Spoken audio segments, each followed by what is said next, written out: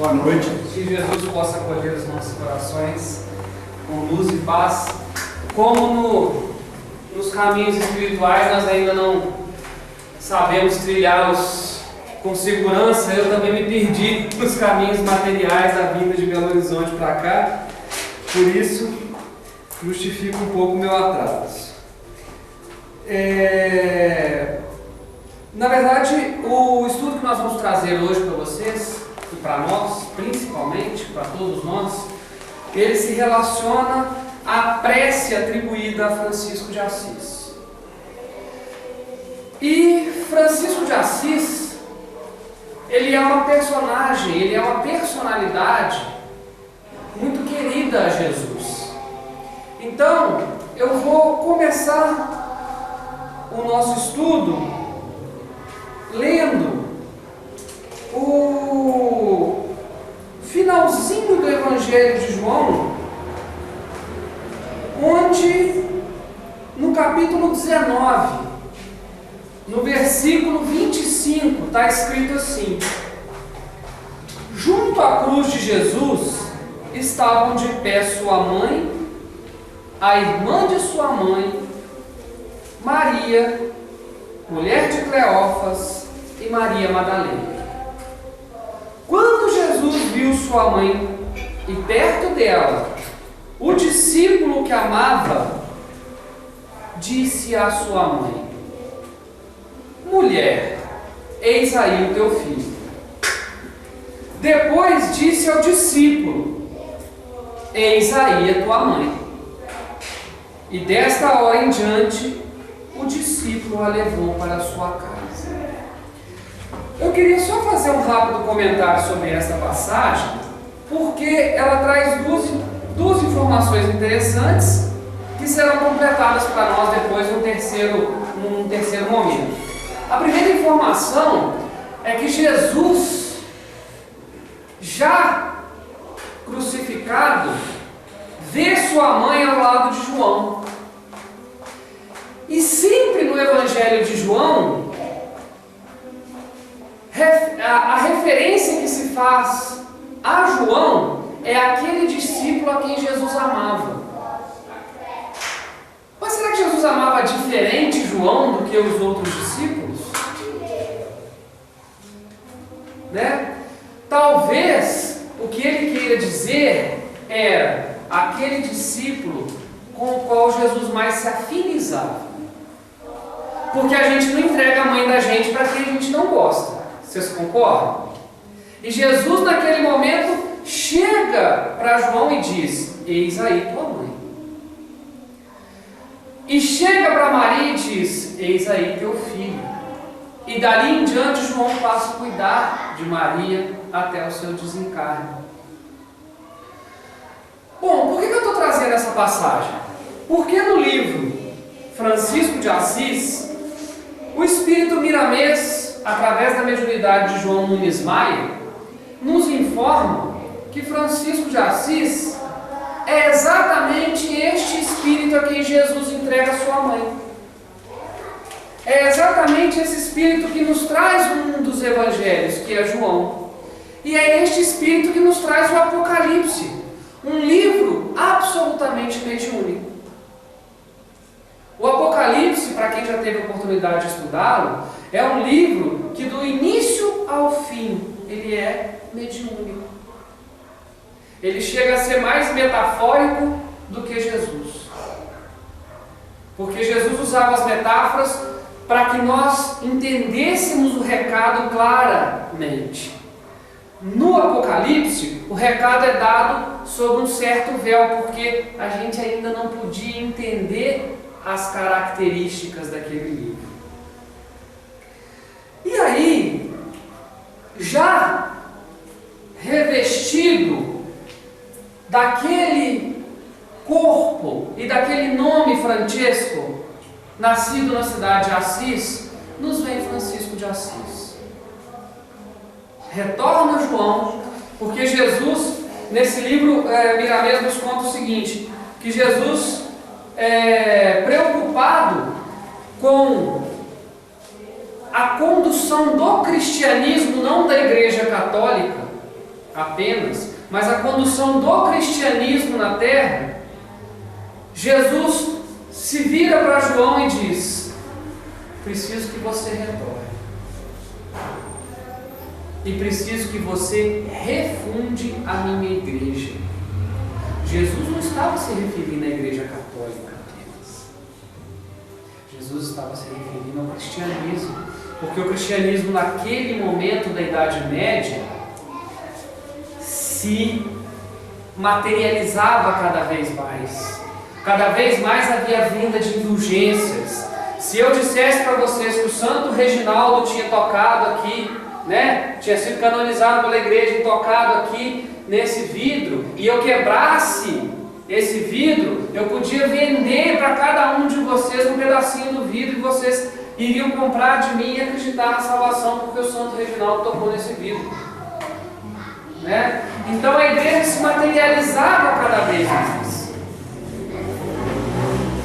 Então, naquele momento, Francisco de Assis,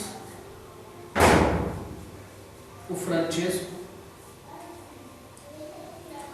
que algum tempo antes havia dito ao seu pai, se despido todo, ficado nu na praça de Assis, em frente a toda a população, e entregue até as suas vestes ao pai, e disse: meu pai, se o senhor não me aceita como um missionário de Deus, como um missionário de Jesus, eu não vou levar nem a roupa que o senhor me deu. Então, Francisco é este homem da simplicidade, é este homem do amor, mas também é um homem da mediunidade. E como um homem da mediunidade, Francisco nos deixa um legado que é a sua prece mais famosa, que talvez todos nós conheçamos, mas quem de nós aqui não conhecer, vai hoje, junto comigo, tentar compreender um pouco mais do que ele quis dizer. E ele começa essa prece dizendo assim: Senhor, faz de mim um instrumento de sua paz.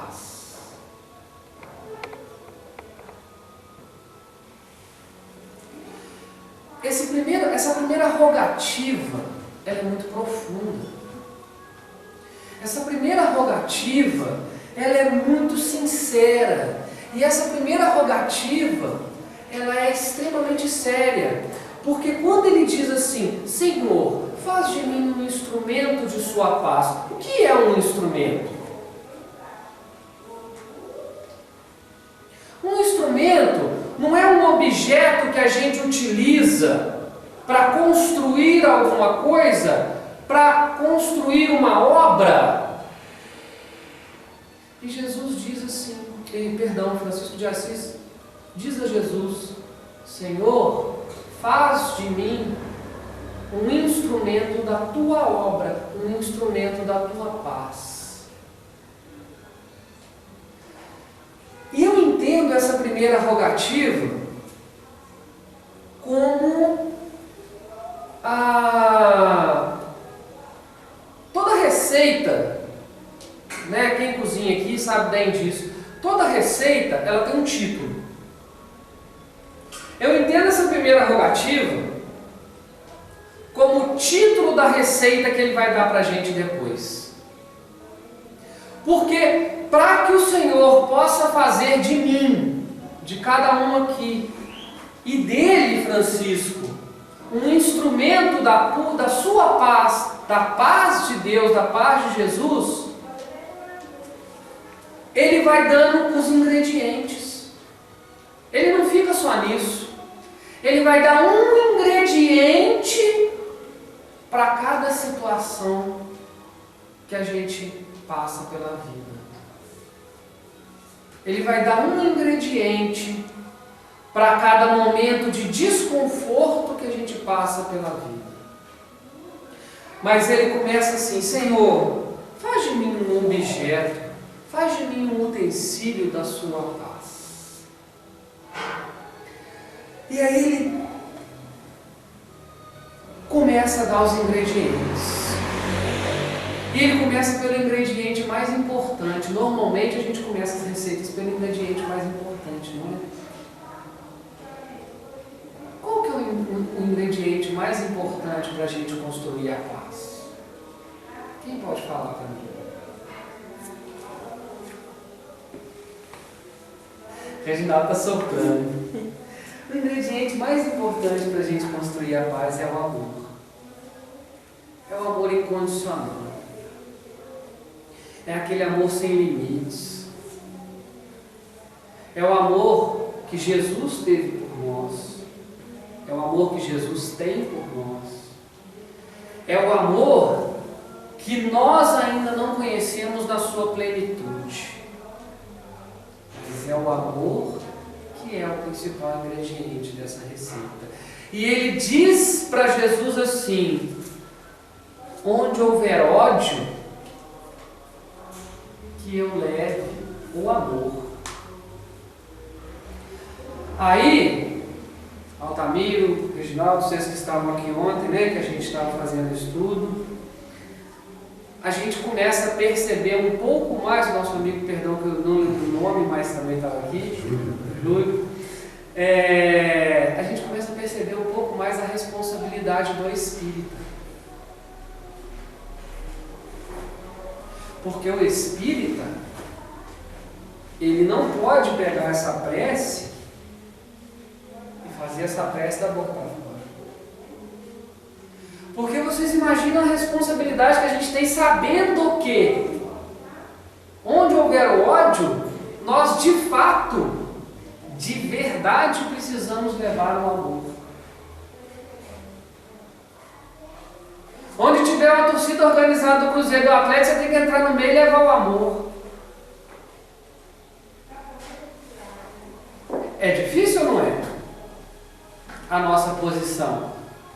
Onde houver irmãos de outras crenças religiosas que combatem efetivamente a doutrina espírita, sem obviamente conhecê-la, porque depois que conhecem o ódio, né? Aquela raiva é arrefecida, mas aquele irmão que muitas vezes combate a doutrina espírita, para este irmão a gente precisa levar o amor. Para o marido, para a esposa, para o irmão, para a irmã, para o pai, para o filho, para a filha. Onde houver a desavença, onde houver a raiva, onde houver este ódio, que eu leve o amor. Então o que ele fala? Ele fala do principal ingrediente, dessa receita, que é uma receita de plenitude. Vocês já imaginaram o dia que a gente chegar, o dia que a gente puder desencarnar e a gente chegar na espiritualidade, e a espiritualidade, não só a espiritualidade externa, mas o nosso próprio espírito, a gente se confrontar com a nossa consciência e nós pudermos virar e dizer assim, lá fora do nosso corpo, com consciência, dizer assim: eu fui instrumento da paz de Jesus. Onde havia ódio, eu levei amor. Será que a gente está nessa condição?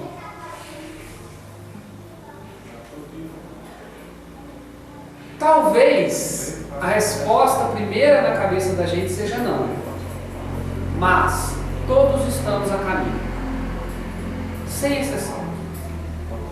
Sem exceção. Todos nós. Só da gente procurar o Evangelho de Jesus. Só da gente procurar o esclarecimento na doutrina espírita.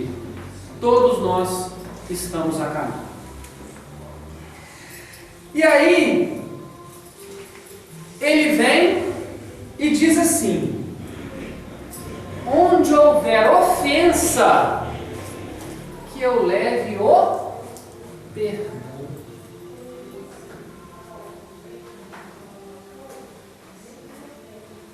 Mas aí eu faço um questionamento sobre esse ingrediente da receita. gente levar perdão para o outro?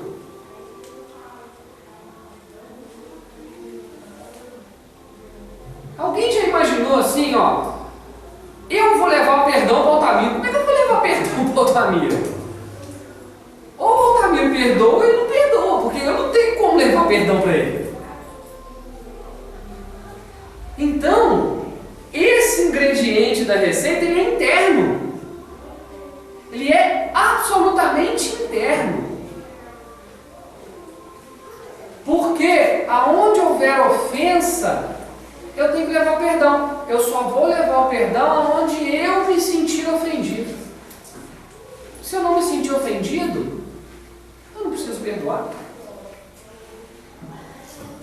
O que Jesus, voltando aqui ao final do Evangelho, de todos os Evangelhos, em especial do Evangelho de João, o que Jesus fala quando está nos últimos momentos da sua encarnação pregado na cruz? Perdoe-os, Pai, porque eles não sabem o que eles estão fazendo. Jesus não diz isso porque eles pregaram Jesus na cruz, não.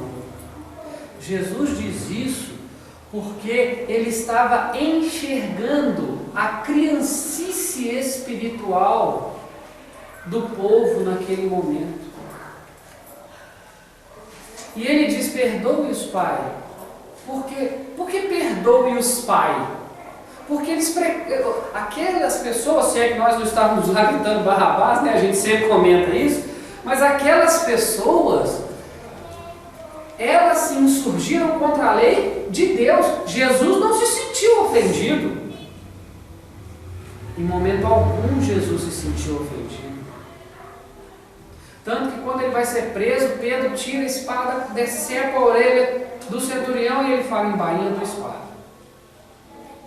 Com autoridade. Já era o perdão, já era o amor, já era a paz, exemplificadas por Jesus. Então Jesus, ele já tem essa receita aqui prontinha. Bom, a ofensa, ela tem dois sinônimos no dicionário que eu gosto sempre de frisar, que são mágoa e ressentimento. Porque às vezes a gente guarda um determinado ressentimento contra alguém, a gente guarda uma mágoa contra uma pessoa, ou mais de uma até, né? Ou um grupo de pessoas, né? É pior ainda. Mas dentro da receita que Francisco de Assis trouxe para nós, ele diz assim: vamos levar o perdão aonde houver essa mágoa, onde houver esse ressentimento. Aí ele vem e fala mais uma coisa fantástica. Ele fala assim: olha, onde houver discórdia, que eu leve a união. Parece simples. Parece muito simples. Mas sabe o que acontece, Reginaldo? O Cássio é meu amigo. Meu grande amigo, meu irmão. Se o Cássio brigar com uma pessoa que eu não conheço, e o Cássio expuser as razões dele pela qual ele brigou, em 99% das situações, o que eu vou fazer? Eu vou dar razão para o Cássio. Eu vou dar razão para o Cássio. E aí, quando eu dou razão para o Cássio cresce em cima do outro. Há ali uma discórdia. E ao invés de eu levar a união, eu estou aprofundando essa discórdia.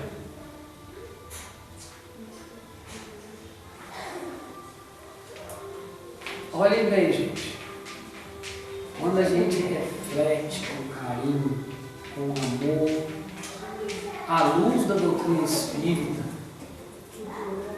sobre uma prece que até determinado momento, até determinado instante, ela é bastante simples e bastante repetida em vários meios religiosos. Eu já vi essa prece Inclusive na nossa casa Bezerra Teresa, lá em Tocantins, a gente tem essa prece bordada. Eu já vi essa prece em inúmeras casas espíritas. E durante 9 anos, eu olhei para aquela prece bordada e eu ficava olhando para aquele. Gente, que coisa bonita, né?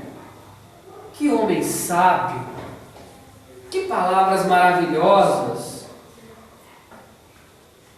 Mas durante 9 anos, eu não refleti sobre aquelas palavras. E elas estavam pregadas na parede da casa espírita que eu vou 2 a 3 vezes por semana. Quando a gente fala da tela mental, aquela tela que aparece para nós, né?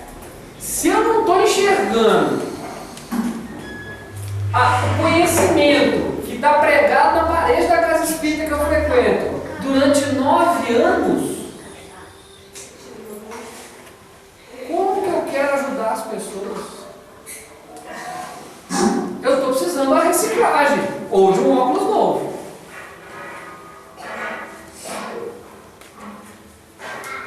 Aí ele diz assim: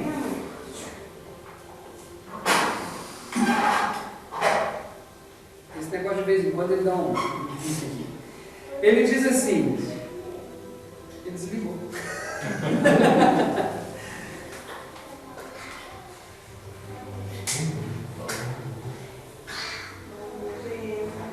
Mas ele vai voltar. Além da discórdia, né, além da união, quantas vezes a gente já parou para, de fato, entrelaçar os corações das pessoas? Porque assim, é muito fácil para a gente, por exemplo, para quem tem filho, dizer assim, olha,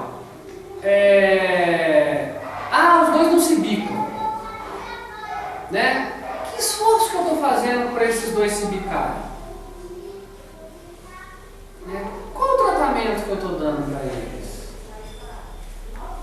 Né? Hoje o meu filho estava questionando dentro do carro, o Cássio estava comigo.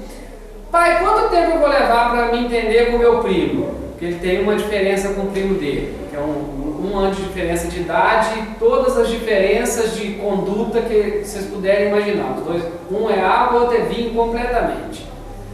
Aí eu parei, pensei e falei assim, olha, eu levei mais de 18 para entrar num acordo com a sua tia, que é minha irmã. Então, eu não vou estabelecer uma quantidade de anos, não. Porque se eu levei mais de 18 para entrar em acordo com a sua tia, você imagina se eu posso te cobrar alguma coisa nesse momento. E aí Francisco de Assis vem para a gente e diz assim: onde houver dúvida, que eu leve a fé.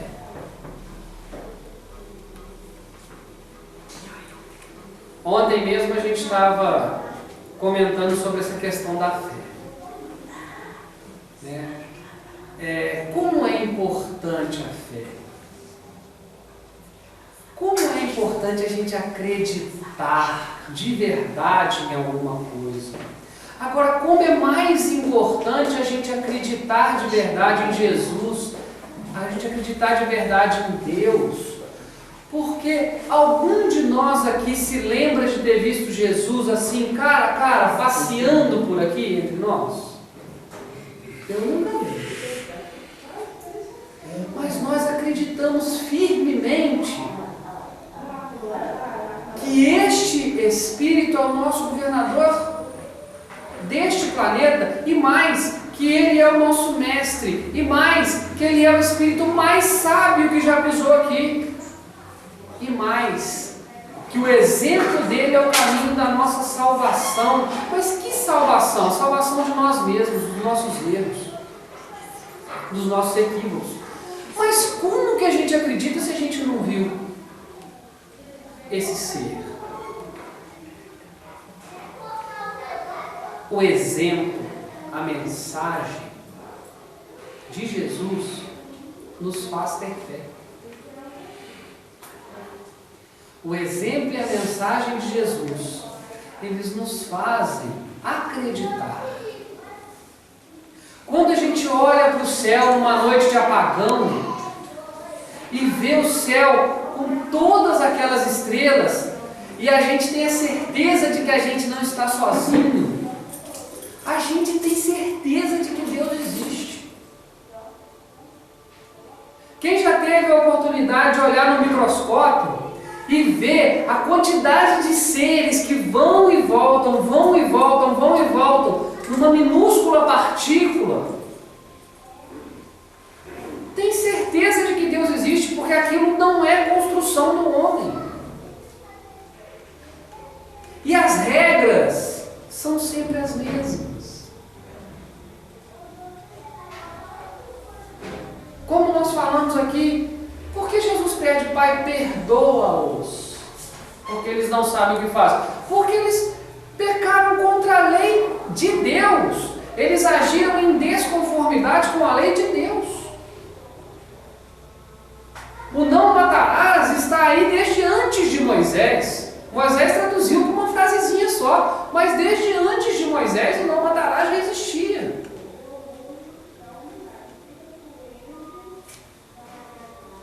Então, onde houver o ceticismo, onde houver a descrença, gente, quantos de nós aqui lidamos com pessoas no nosso dia a dia que não acreditam num ser maior, que não acreditam em Deus, que não acreditam que a boa conduta pode ser o caminho para a nossa redenção espiritual? Quantos de nós convivem com essas pessoas? Porque muito pior, em todos os sentidos, do que a pessoa não concordar conosco do ponto de vista religioso, ela ter uma outra crença, é essa pessoa ser descrente. Quando abre uma casa espírita, quando abre uma igreja evangélica ao lado da nossa casa espírita, a gente dá graças a Deus. Aí o povo fica assim pra gente, mas eles não gostam de vocês, não. Eles falam que vocês são do demônio, eles falam que vocês são do capeta. Não tem problema. Eles estão lá gritando o nome de Jesus. Eles estão lá lendo o Evangelho. Eles estão lá seguindo o caminho deles. E tem uma enormidade de espíritos encarnados e desencarnados que precisam daquele tipo de lição. Não sei se vocês já fizeram, se alguém já fez aqui, pode levantar a mão. Alguém aqui já fez trabalho em presídio? Qual que é a igreja que melhor se adapta aos presidiários, que mais tira o presidiário? Protestante, né? Evangélico protestante. Mas é o evangélico quadrangular em si, aquela que mais consegue tirar o presidiário e fazer o presidiário e seguir uma crença é a igreja do evangelho quadrangular. Por quê? Porque vive na lei de Moisés. Por livre-arbítrio. Eles precisam de cabresto. Se você, muitas vezes, com aqueles espíritos, não colocar regras rígidas, eles vão falhar novamente. Então estas pessoas que vão até o presídio e que chegam até esse cidadão que por qualquer motivo tenha cometido um crime, eles estão em acordo com o Francisco de Assis porque eles estão indo lá e levando a fé. Porque o cara só cometeu um crime porque na maioria das vezes ele é descrente. Se ele acreditasse em alguma coisa maior, no bem, ele provavelmente não cometeria um crime. Olha essa, a próxima também é complicada para a gente. Onde houver o erro, que eu leve a verdade.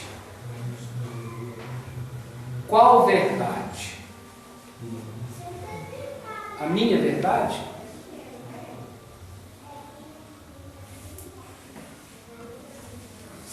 Então ele vira para Jesus e fala assim: ó mestre, faz de mim um instrumento de tua paz.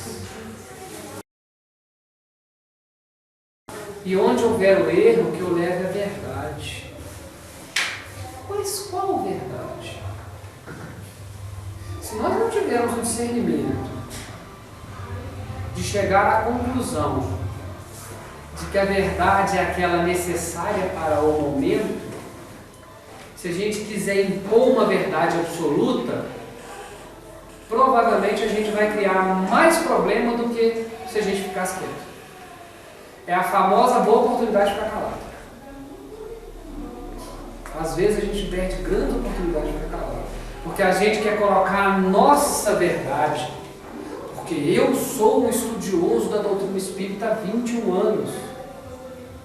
E muitas vezes o mentor vira para mim e fala assim: até hoje você não aprendeu.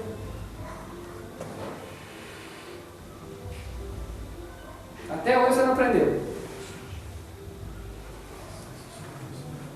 Então, onde houver o erro, que eu leve a verdade, mas que eu leve essa verdade com carinho, que eu leve essa verdade com amor, que eu leve essa verdade que não seja uma verdade cruel, uma verdade dolorida. Porque tudo dito de uma forma amável pode render bons frutos.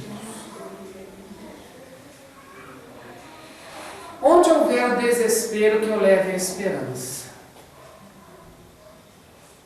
Onde houver a tristeza, onde houver aquela falta de um ponto ao fim do túnel, da luz no fim do túnel, que eu leve a esperança.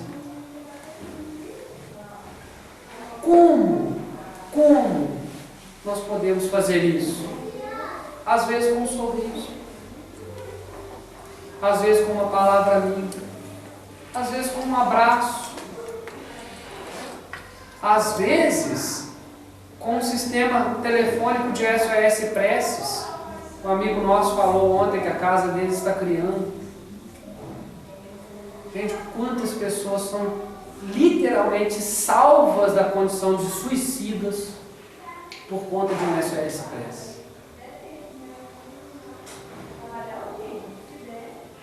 Quando?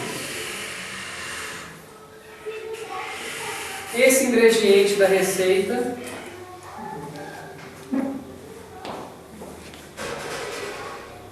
a gente precisa pensar nele com carinho. Onde houver tristeza, que eu leve alegria. A gente estava falando do negócio do espírita triste, né? Gente, Jesus não foi triste. Quem lê o livro Jesus no Lar vai perceber que em praticamente todas as lições, quando Jesus começa, aliás, quando começa a narrativa de cada uma das parábolas que estão ali naquele livro, no 1951, ele começa assim: e o mestre sorriu bondosamente. E o mestre sorriu carinhosamente. E o mestre sorriu com amor. E o mestre sorriu. Por quê? Porque Jesus não era triste, não. Jesus, verdadeiro Jesus do Evangelho, não é o Jesus que está no filme lá sofrendo o tempo todo assim. Né? Não é, aqui não é Jesus. Jesus, como que uma pessoa triste poderia trazer para a gente uma esperança nova? Alegria. Agora, o que a gente não pode confundir é responsabilidade com tristeza. Responsáveis nós devemos ser. Responsáveis nós devemos ser. Por que nós devemos ser responsáveis?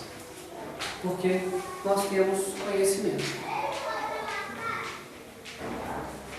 Nós, se fôssemos espiões do Evangelho, seríamos aqueles espiões que têm informação privilegiada.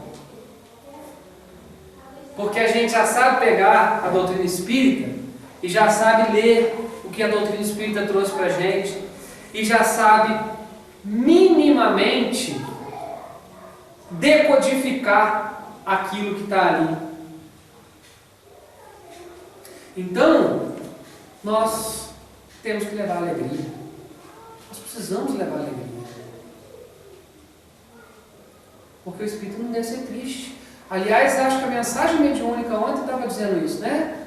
O espírita não deve ser triste, porque o espírita que é triste, ele está... Chega a ser hipócrita. Ele chega a ser hipócrita. Ele pode ser sério, pode ser compenetrado, mas não triste. Onde houver trevas, que eu leve a luz. Tem coisa mais bonita do que você levar a luz, né? Tem coisa mais bonita do que onde está a escuridão e você leva a luz. Agora, qual luz? Qual é esta luz? Por exemplo, a luz da informação.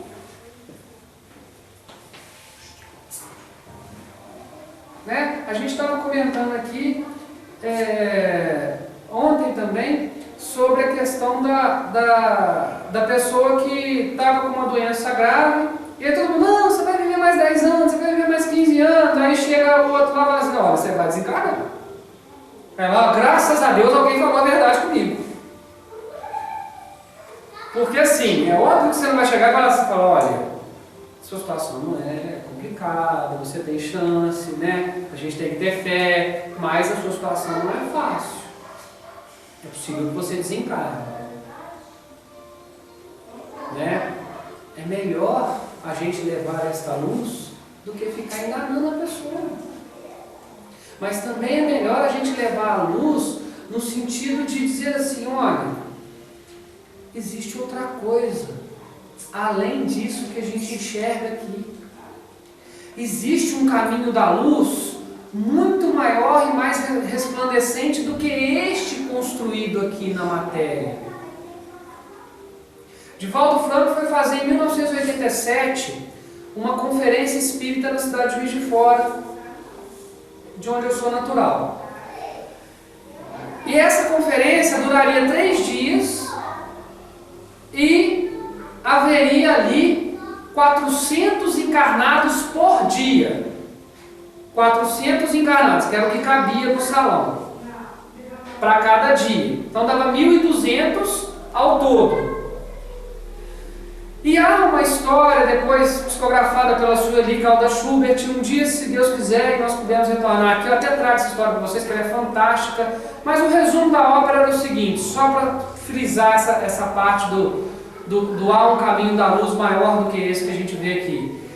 Divaldo conta que naquela conferência, para cada dia, além dos 400 encarnados, havia 1.200 desencarnados, recebendo o auxílio naquela conferência, recebendo a instrução, recebendo a informação.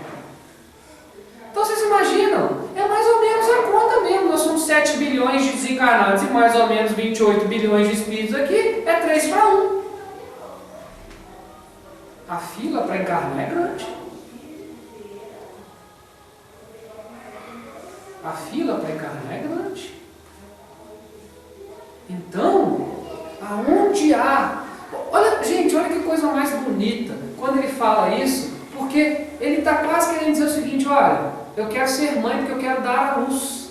Não é isso que a gente fala, né? A gente não sai de dentro da barriga escura da mãe da gente e a gente vem à luz.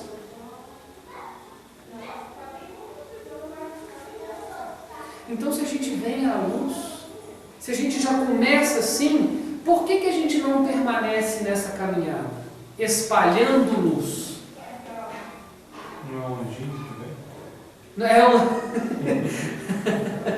O Cássio está lembrando aqui do Haroldo Dutra Dias, em uma de suas palestras, ele estava fazendo uma palestra para os pais de uma determinada casa espírita, e ele vira para os pais e fala assim, em determinado momento da palestra. Porque a gente, quando a gente recebe essas crianças, quando a gente recebe esses bebês, o que a gente fala? Ah, que anjinho, ah, que bonitinho, ah, que maravilha. A gente não fala assim, ah, o meu assassinozinho, ah, o meu ladrãozinho. A gente não fala isso, né? Inocente. Ah, é tão inocente, né? Quer dizer, e é isso mesmo, gente. E é isso mesmo. Né? Se vocês me permitem contar brevemente uma história da minha vida, eu não quis contar aqui ontem, porque a gente ia alongar demais, mas eu entendi o que é misericórdia, o que quer dizer a palavra misericórdia no dia do enterro da minha sobrinha. Por quê? Porque a minha irmã vinha tendo uma gravidez extremamente complicada. A gente já sabia por teste genético que a criança tinha problemas mentais e ela tinha muita dificuldade do ponto de vista do coraçãozinho. O coraçãozinho era muito fraco. Então, se ela conseguisse nascer, mas a minha irmã fez, e é evangélica a minha irmã, não é espírita não, tá? Fez questão de levar a gravidez. Ainda não. Ainda não. Fez questão de levar a gravidez até o final. E a menininha nasceu, só que ficou entre nós encarnada só durante 4 dias. A partir do momento que eu fiquei sabendo das dificuldades daquela situação, eu vinha concentrando espiritualmente para entender porquê daquele espírito estar ali naquela condição. E intuitivamente eu fui percebendo que era um espírito extremamente devedor. Extremamente devedor. Você sabe o que aconteceu no enterro dela, no velóriozinho que a gente fez para ela? Mais de 300 pessoas apareceram. E mais de 300 pessoas passavam perto do caixãozinho e falavam assim: oh meu Deus, que dó, é um anjinho. Oh meu Deus, que dó, é um anjinho. E quantas não pararam do lado daquele caixãozinho ali e fizeram uma prece de verdade? E quantas entre aquelas 300 pessoas ali não eram credoras daquele espírito? Aquele espírito devia para algumas daquelas pessoas. E ali começou o resgate. Amando ao vosso inimigo, sem mesmo saber disso. A gente não conhece os caminhos de Deus. A gente às vezes acha que entendeu o recado. Só para finalizar, porque a gente está próximo do horário, ele fala assim para nós: ó mestre, faz com que eu procure mais consolar do que ser consolado.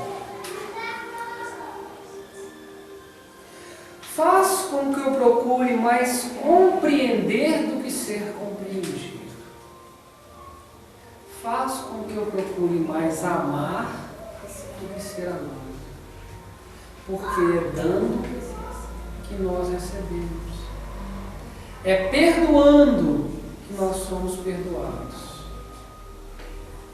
E é morrendo aqui, materialmente falando, é morrendo que nós nascemos para a vida eterna. Mas só esse morrendo é o último comentário que eu quero fazer com todos vocês.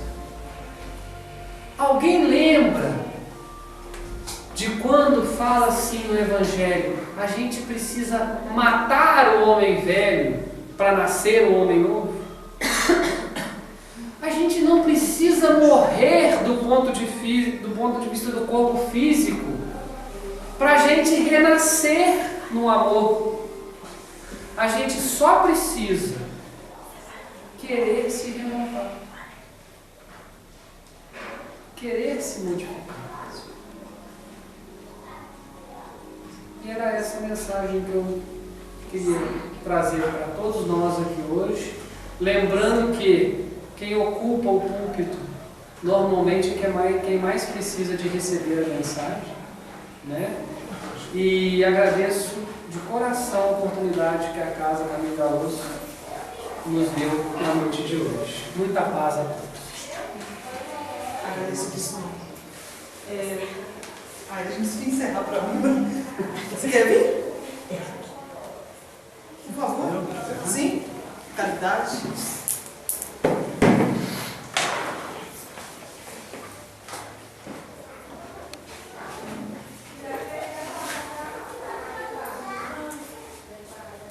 Nós ficamos agradecidos. Ontem eu conheci o Helder, tive essa oportunidade. Eu falei assim, amanhã eu vou lá escutar. Eu vi com um objetivo. E os caminhos de Deus. Quanto eu aprendi. Que nós vamos frequentemente cantando a oração de São Francisco como papagaios repetidores. E nós precisamos parar de fazer isso, né? Precisamos escutar as informações e analisá-las para ver aonde que ela entra nos nossos corações. A praticar. Então, vim com um objetivo e fui pego com outro objetivo que me ajudou extremamente. Fiz algumas anotações e um agradecimento que nós temos de ter vindo onde veio e nos facilitar o conhecimento. Cada um no seu quadrado. Ele está no quadrado muito bem colocado. Estamos agradecidos. Mestre amado Jesus, com grande alegria que agradecemos a oportunidade de estarmos reunidos aqui, nesse ambiente de estudo, de reforma íntima, que nós possamos, Senhor, a partir de agora, todas as vezes que cantarmos, que escutarmos a oração de São Francisco, possamos nos interiorizar e que essas palavras possam nos ajudar a fazer a nossa reforma íntima, para que nós possamos realmente matar o homem velho que existe dentro de nós e fazer a luz necessária para iluminar os nossos caminhos, os caminhos daqueles que conosco compartilham a vida. Amado Mestre Jesus, que a Tua paz possa estar em nossos corações, hoje, agora e para todo sempre, e assim seja. Graças.